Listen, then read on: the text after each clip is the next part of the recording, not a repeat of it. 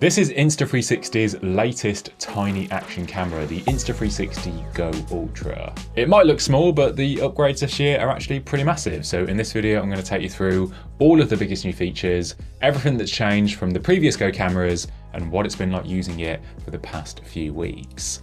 Now, I will link to it down in the description. Insta360 did send this out to me, but this video is not sponsored by them. These are all of my own thoughts and opinions based on my experience using it. So let's jump right into it.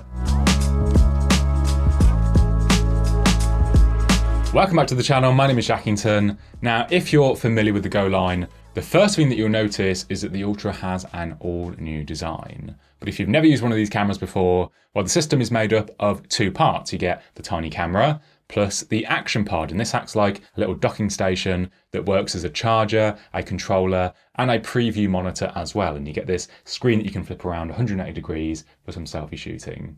Now, to be honest, when I first saw this new model, I wasn't a particular fan of the new shape. The previous Go models had this like pill-like camera design. It was super slim and tiny. The Ultra switches to more of like a boxy form, meaning that it is wider, although the profile is actually a little bit slimmer overall. But that change isn't just cosmetic. The new body allows for three big upgrades. Insta360 have put in a larger image sensor. The camera now uses removable storage for the first time, and it has a much bigger internal battery for even longer runtime. The Go Ultra now uses a 1/1.28 inch sensor that is more than twice the size of the sensor in the Go 3S. A bigger sensor means better low-light performance, richer detail, and improved dynamic range. Now, the previous Go cameras used internal storage, so whatever capacity that you bought was the storage that you were stuck with. The Ultra finally adds a micro SD card slot, so you're no longer forced to delete clips or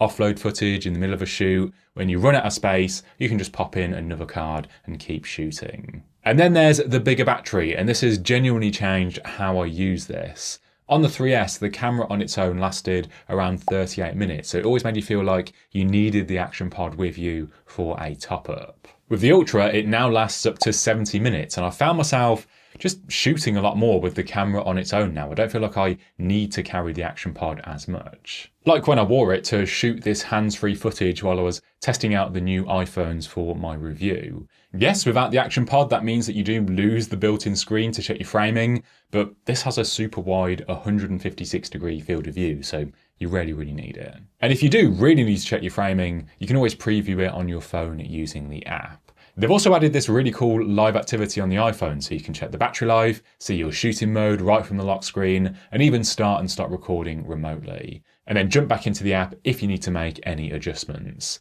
It's such a small change, but it really makes the whole experience a lot smoother. And then if you are docked to the action pod, you now get up to 200 minutes of total runtime, up from 140. So you're getting a noticeable bump there too. One thing that Insta360 does so well is accessories. So I want to talk about the ones that I've been using most. And the first three actually come included in the standard bundle to start you off. On both the camera and the action pod, there's now loop points to attach a wrist strap. Now this has a built-in quick release system and it lets you quickly swap between the action pod and the camera. But I've just left the strap attached to the camera. So now when I take it out of the pod, it is just ready to go. And I've got that extra security when I'm holding such a tiny camera. Next is the magnetic pendant, also included in the box. This has kind of become iconic to the Go line. You can wear it under or over a shirt and then attach the camera in either orientation and press the button on the front to start or stop recording. And this is how I recorded those hands-free shots of the Air and the 17 Pro Max. This is just so convenient for all sorts of content. Then lastly, you also get the magnetic easier clip. You can slide this onto a cap, attach the camera, and now you've got the perfect angle for some POV content. And if you want something more secure, Insta360 now has this stretchy headband sold separately that the clip attaches to. You can wear it directly on your head or wrap it around a cap.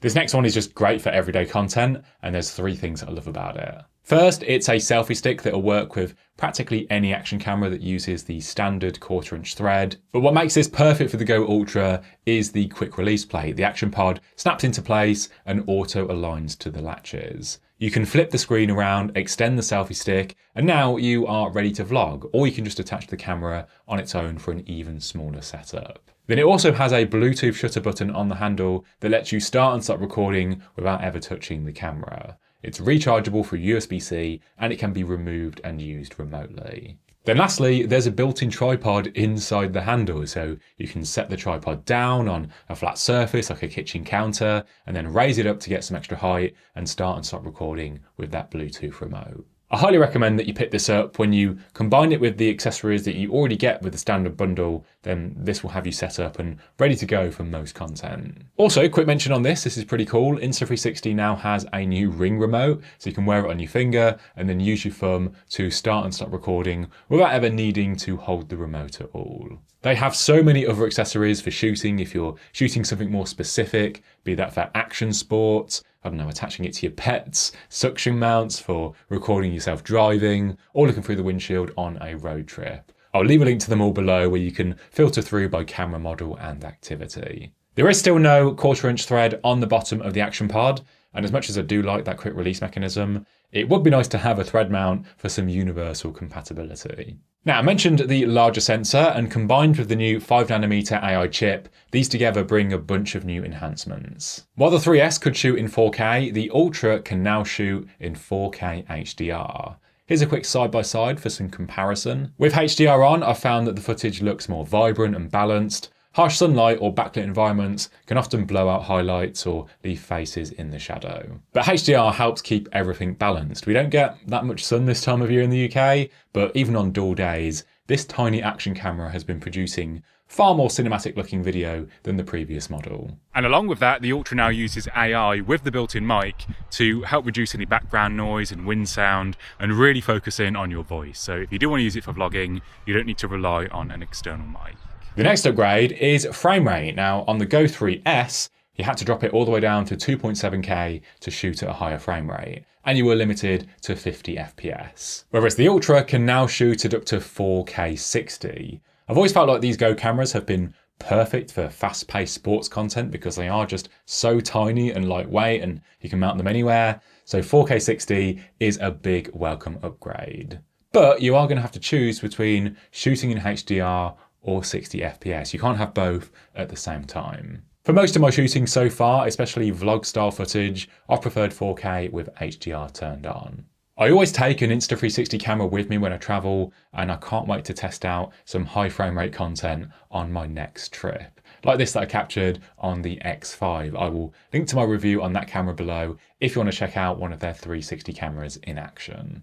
Now another addition is the Go Ultra now has an ambient light sensor on the front. It automatically adjusts exposure and color balance, reduces flicker from artificial lighting, and it can automatically trigger pure video mode when it detects low light. Pure video is powered by the new 5nm AI chip. It uses noise reduction, tone optimization to brighten footage, reduce grain, and balance the highlights and the shadows. Sometimes it can smoothen the footage a little bit too much, but compared to the Go 3S, which really struggled in low light shooting, the Ultra is a massive improvement. The only issue that I've noticed is that sometimes that flicker sensing can take a moment to kick in, or occasionally it misses it altogether, but hopefully that's something that they can address with a software update.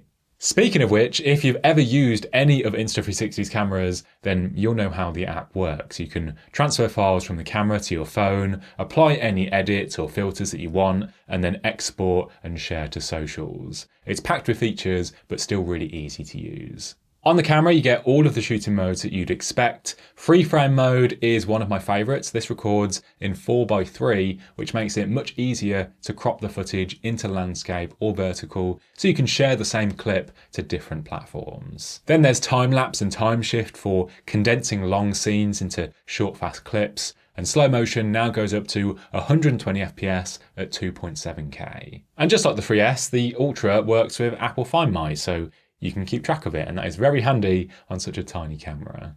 While the camera plus the action pod is a bigger setup than we had before with the 3 and the 3S, overall I think it's a worthwhile trade-off for that larger sensor, the bigger battery, and that removable storage. You no longer feel like you have to rely on the pod all the time. The standalone camera can shoot way longer and store much more footage, potentially up to 2 terabytes. Yeah, the camera's a bit larger, but it's still way smaller than your phone, and probably any other camera that you already own. And because of its size, you can just shoot from angles and perspectives that you'd never be able to get with any bigger camera. And it's so versatile for different types of content, be it vlogging, action sports, travel content. The pod itself is only splash proof, while the camera alone is waterproof up to 10 meters. So you can also use it as like a little diving camera as well. As a solo creator, it's been incredibly useful in my recent videos when I needed a quick cutaway or a second angle or just to record something hands-free. And I'm already planning to bring it on my next trip because of just how flexible it is. The Ultra comes in at a touch higher price point than before, now at £390 or $450, and links to the camera and accessories are in the description. And the 3S is still available with a price drop now under £300, so if you prefer that smaller form factor and you don't need the upgrades, then that'll be a cheaper option. And I'll link to my review on that if you want to check it out. Let me know what you think of the new design. Do you think the bigger size is worth the new features? Leave a like if you enjoyed the video, subscribe and hit the bell to see more tech videos from me. Thanks so much for watching, and I'll see you in the next one.